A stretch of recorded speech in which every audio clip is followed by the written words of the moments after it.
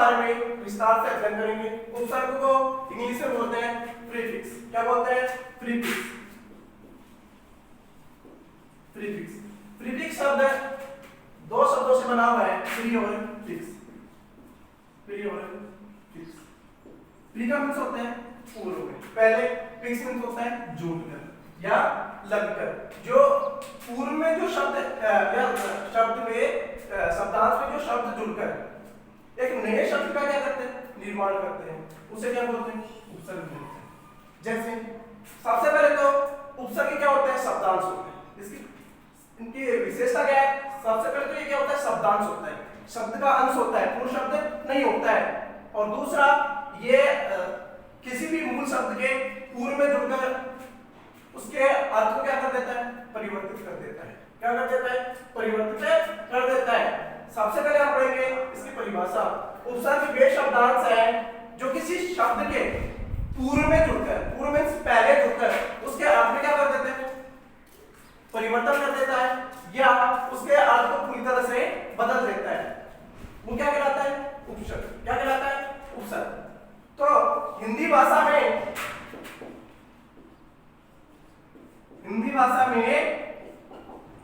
13 उपसर्ग वर्णित है। संस्कृत भाषा में 22 उपसर्ग वर्णित है। कौन कौन से? प्र, प्रा, आपके सामने अनु, अवन, निसन, निरे, दुर, भी, आम आदि प्रत्यय के वाले। और उर्दू भाषा में 19 उपसर्ग वर्णित है। तो सबसे पहले हम हिंदी और संस्कृत भाषा के उपसर्ग पढ़ेंगे, फिर पढ़ेंगे अरबी और फारसी भाषा के उपसर्ग। तो सबसे पहले हम यहाँ पे लेते हैं संस्कृत तथा हिंदी भाषा के उपसर्ग। तो सबसे पहले लिखेंगे उपसर्ग। क्या लिखेंगे? उपसर्ग। फिर उस उपसर्ग का क्या लिखेंगे? अर्थ। फिर उपसर्ग के द्वारा या उपसर्ग से बने हुए शब्द। उपसर्ग से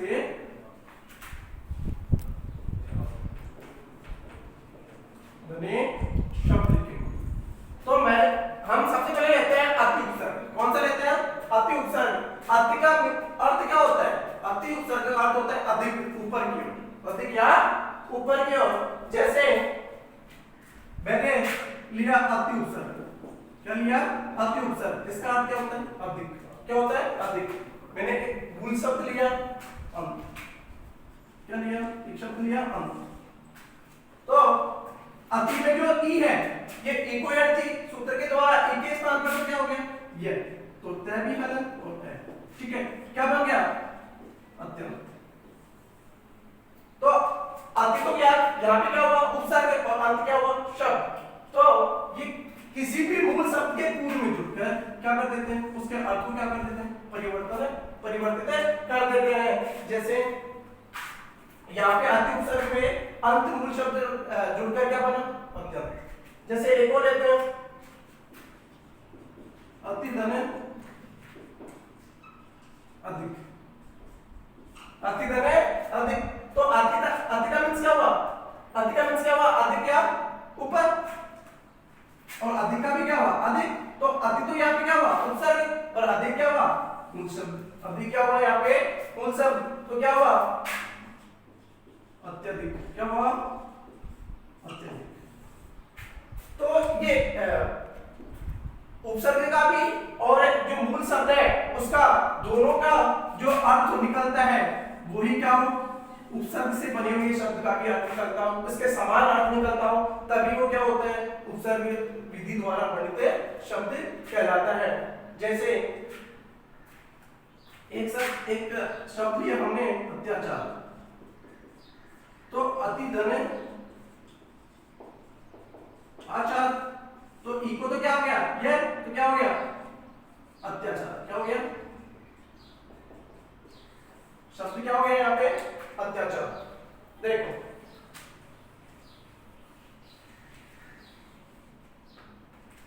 नेक्स्ट उपसर्ग है। ए का अर्थ क्या होता है? नहीं। ए का किसके कौन से अर्थ में आता है? नहीं के अर्थ में आता है। जैसे हमने ए उपसर्ग लिया और सत्य क्या लिया? यहाँ पे शब्द लिया, मूल शब्द लिया। ए का मीन्स होता है नहीं, और सत्य का मीन्स होता है जो सच हो। तो ये यहाँ पे उपसर्ग युक्त शब्द क्या बनेगा? असत्य। क्या बनेगा जो असत्य है। तो असत्य का अर्थ क्या होता है? जो सत्य नहीं है, जो सच नहीं है। तो यहाँ पे दोनों का, उपसर्ग का भी और मूल शब्द का भी अर्थ यहाँ पे क्या हो रहा है? दोनों का घटित हो रहा है। असत्य का मीन्स होता है जो सच नहीं है, और अ का मीन्स होता है नहीं, और सत्य का मीन्स जो सच्चे नहीं। नेक्स्ट है अनुपसर्ग। कौन सा है? अन। तो अनुपसर्ग का अर्थ क्या होता है? नहीं के अर्थ में। अन किसके लिए आता है? नहीं के अर्थ में आता है। जैसे मैंने लिया अंतोपसर्ग लिया और पढ़ क्या लिया यहाँ पे? शब्द, मूल शब्द लिया। तो अंतोपसर्ग हो गया और पढ़ क्या हो गया यहाँ पे? शब्द। तो किसी भी शब्द के पूर्व में जुड़ गया, तो यहाँ पे ये इसके पूर्व में जुड़ रहा है उपसर्ग। तो पूर्व में जुड़कर उसके अर्थ को क्या कर देता है? परिवर्तित कर देता है। तो यहाँ पे क्या हो गया? अनुपढ़। यहाँ पे अन का मीन्स तो क्या हुआ? नहीं, और पढ़ मीन्स होता है पढ़ा हुआ। तो इसका दोनों में कंबाइंड अर्थ क्या हुआ? अनपढ़, जो पढ़ा हुआ नहीं, जो पढ़ा हुआ नहीं है। अन्य और जान शब्द है। अन तो क्या हो गया यहाँ पे? उपसर्ग, और जान क्या है यहाँ पे? शब्द, मूल शब्द। तो इसका उपसर्ग युक्त शब्द क्या बनेगा? अनजान, जो जानता नहीं है।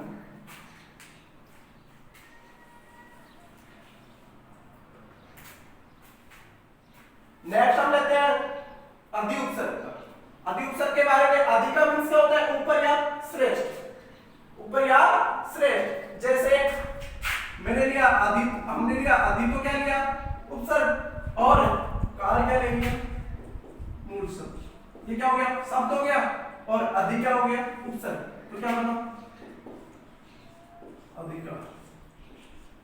क्या बना? अधिकार। ऐसे मैंने लिया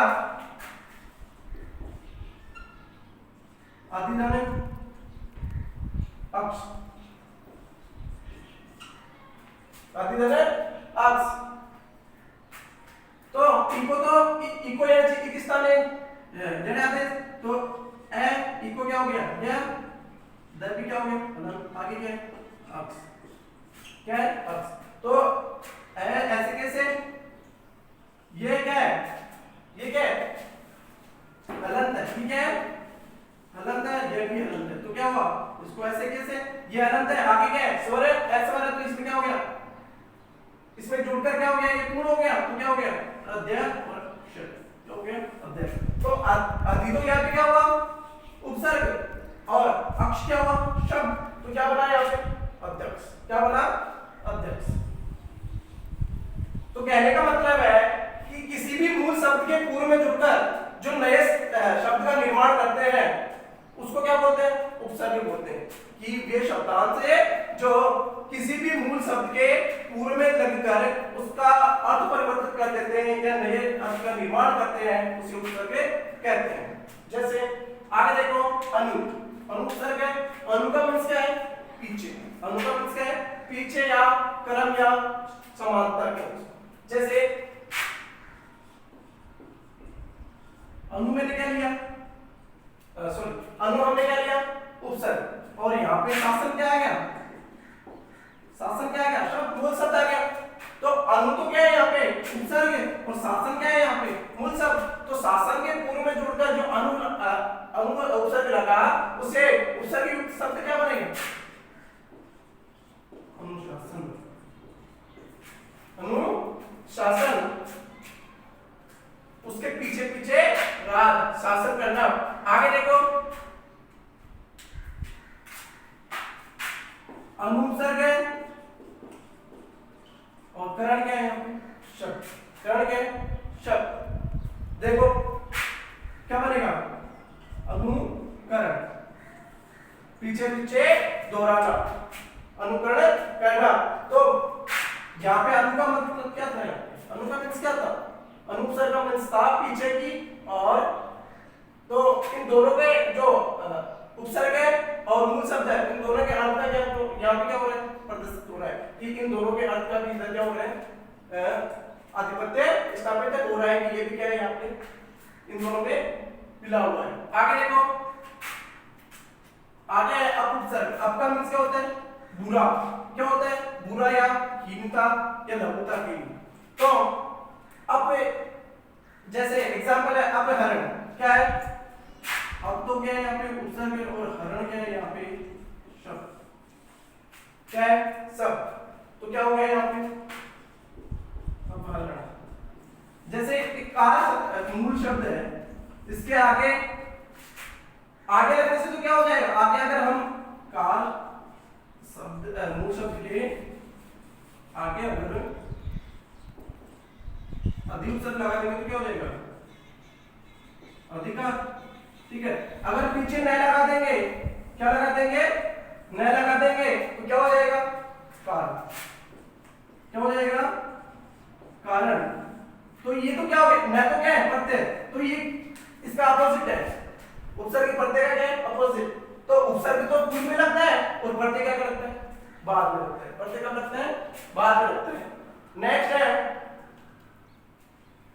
अब उपसर्ग है, इसका अर्थ क्या होता है नीचे अनादर, जैसे अवगुणे अवनते अवशान। नेक्स्ट है उत या उद, ऊपर श्रेष्ठ, ऊपर या श्रेष्ठ, जैसे उत्तम उत्कर्ष उत्पत्ति उत्साह या उद्गार। नेक्स्ट है उप, नेक्स्ट उपसर्ग क्या है उप है, उपकार क्या होता है छोटा या निकटता, जैसे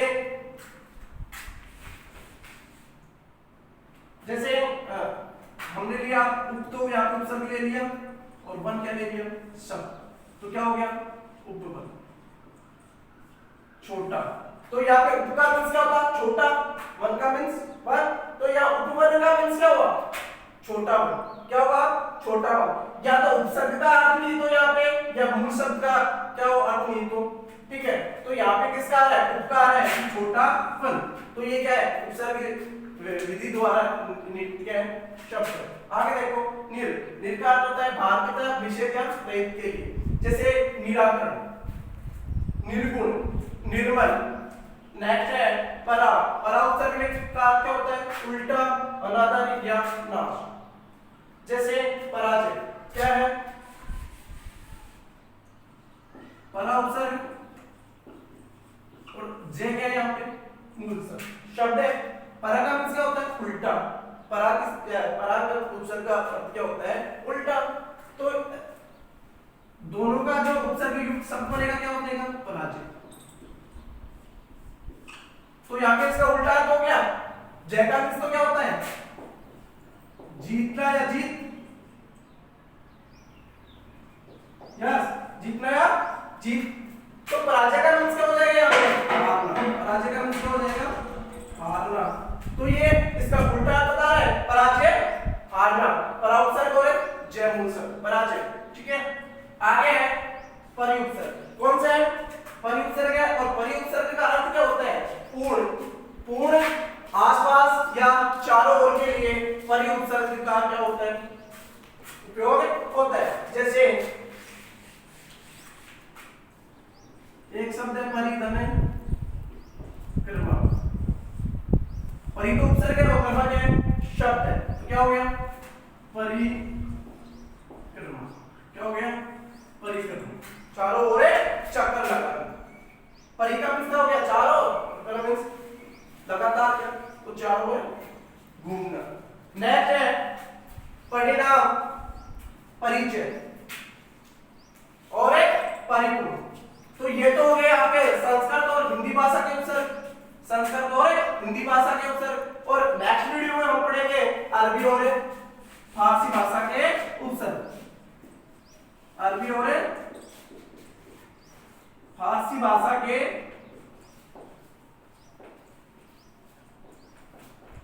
उपसर्ग। तो सबसे पहले तो आप उपसर्ग को समझना, फिर इसकी डेफिनेशन को समझना, फिर उपसर्ग के अर्थ को समझना, फिर उपसर्ग से बने हुए शब्द यहाँ पे देखना और उसी के अकॉर्डिंग आप नए नए शब्द बना के मुझे बताना। तब तक के लिए बाय।